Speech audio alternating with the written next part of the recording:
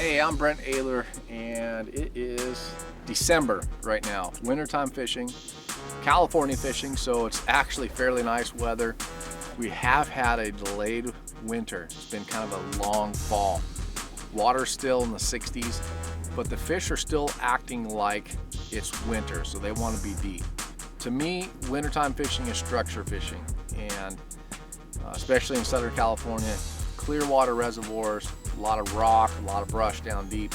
To me, there's a couple really important tools. One, the Humminbird. Two things about this Lake Master map. It's unbelievable, the detail. It's almost too good, meaning that anyone can find the spot. So I can look, and first off, I adjust the lake level to match what the water actually is. Then I've highlighted a depth range. I want to look in that 25 to 35 foot zone. I've highlighted that depth range. So now I can literally just run to an area to my highlighted depth range and know that that's where I want to look. What I'm looking for are humps, points, structure, whether it's rock or brush. But I want that in conjunction with good depth break. So if you have anything, a point that comes out or hump that comes out and drops really fast, I want to fish a jig or a drop shot or a nail rig right there where it rolls off that deep water. It seems like your bites come right before the drop or right after the drop. So what I do is I go around, I idle, I find the spots, I'll mark them, I'll back up, and then I'll throw the jig or the nail rig or the drop shot. Humminbird, Lake Master, finding the spots, marking them, boat position, casting to them, dropping to them if I see the fish down there. That's the key for wintertime fishing. So right here, I have a hump on my Lake Master. I'm gonna go right across the top of this hump so I can see the depth, see what's down there. Right now, it's coming up really fast. Looks like the steeper side is right here, based on the mapping. There's a lot of rock. I can see it on my Mega side imaging right there.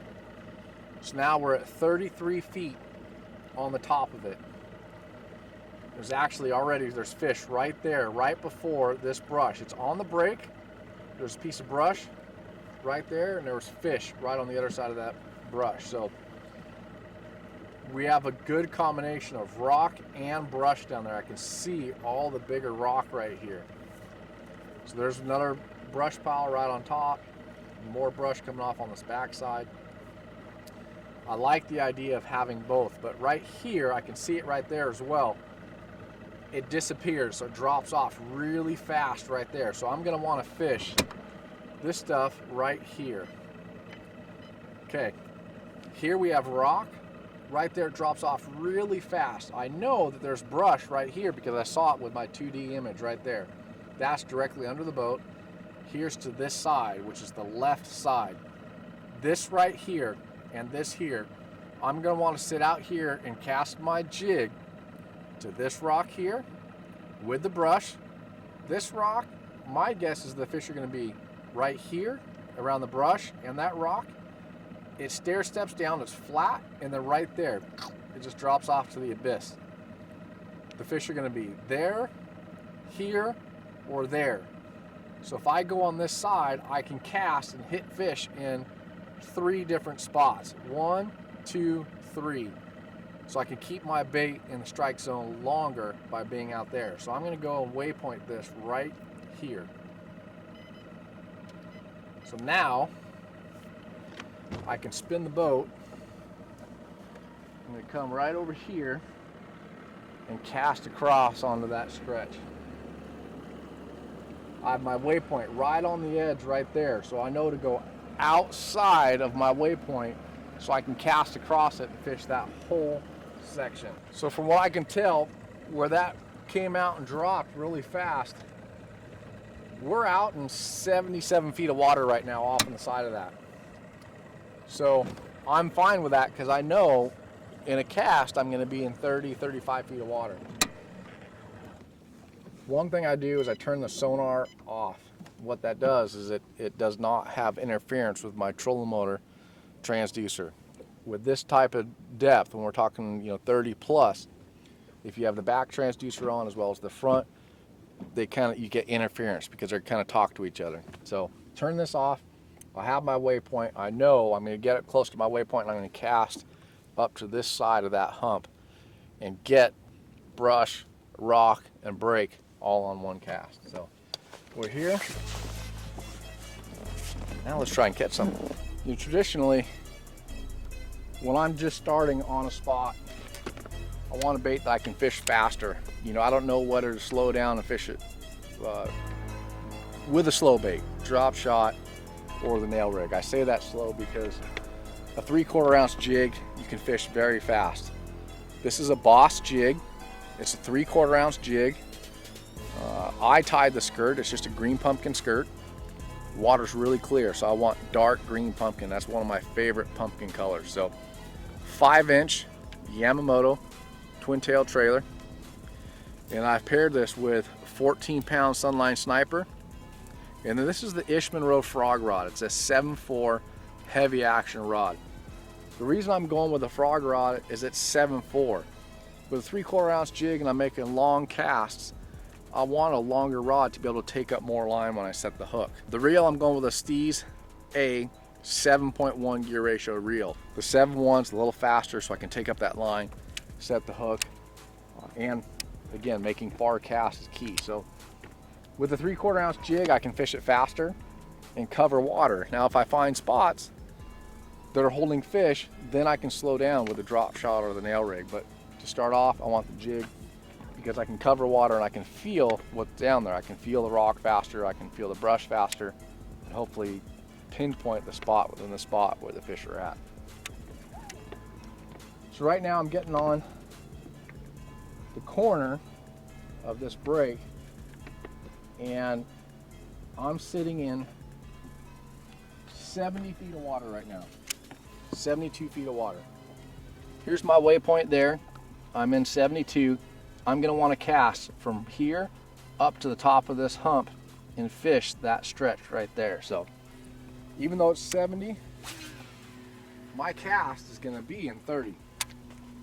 And I'm trying to fish that break, brush, and everything that's on that hump. I'm gonna try and cover that zone where it dropped off faster. So I've already hit bottom right there, so it's not that deep. Again, I'm in 70 feet of water, but my 3/4 ounce jig hit bottom really fast. Ooh, that felt good. But that'd be great if I got a bite that fast. Now, with some of these lakes in California, the water levels change so much from year to year. I have not seen the water this high in a long time. So this spot is something that I haven't fished in probably 10 years, but I have fished it. But everything's right on this spot to be a good wintertime spot. Bit really funny. Look at that. Decent fish, look at that.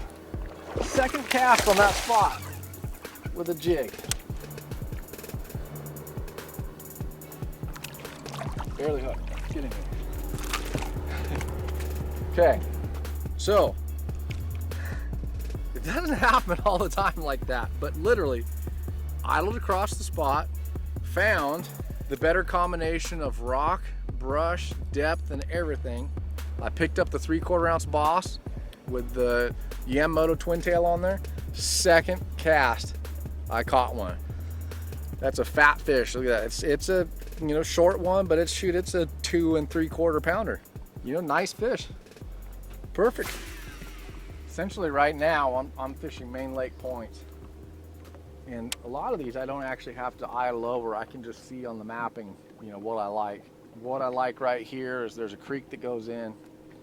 We have a point that it's a big rounded point on the shoreline, but on the mapping it has a good drop that drops into the creek channel over here. And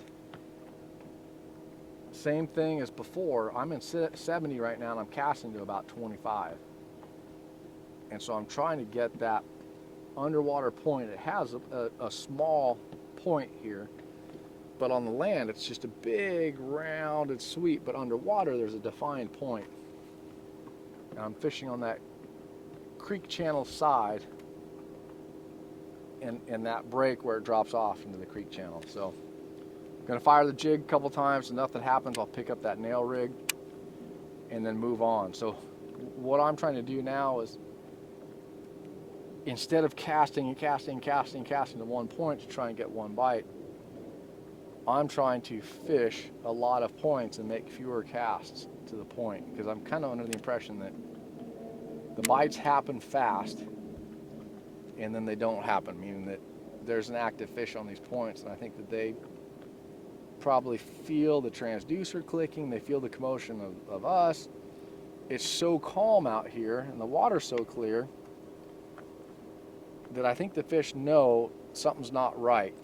So your odds of catching one are probably within the first 5 casts, and then not so much after that. So that's why I'm going to try and hop between point to point. If something looks good on the Lake Master map where I can just drive right up to it, fire 3 or 4 casts down there, pick up the nail rig, make 1 or 2 casts, and then gone to the next point. That's a big one. Look, bro. How big are you? Oh man. I think I got a giant on it. Don't jump. I didn't see him, but it's a big one. Oh yeah, that's a real big one. Oh boy, look at that thing. It's a giant. It is a giant. Look at that thing. It's so big. It looks like a shark down in that water. It looks like a shark. Look at that thing. Don't you go, no. It's a giant. It's a giant. Dude, look at that thing. It's a giant. Look at that jig in there. Look at how far down that jig is. He absolutely choked it. Well, that right there is wintertime structure jig fishing. Really at its finest. I can't even get that thing out of there. 3/4 ounce jig, Boss jig, Yamamoto 5-inch twin tail grub, running 14-pound Sunline Sniper, Ishman frog rod, Tatula Elite. I mean, look at that thing. The thing's a beast. You know, put your time in. You catch big ones in the winter. You do. You don't have to fish that slow always. I've been fishing kind of fast. Started running a lot of spots. This is about my 3rd spot. This thing's got to be 7 pounds. It's a big one. Wintertime jig fishing. Got to try it. It's an absolute blast.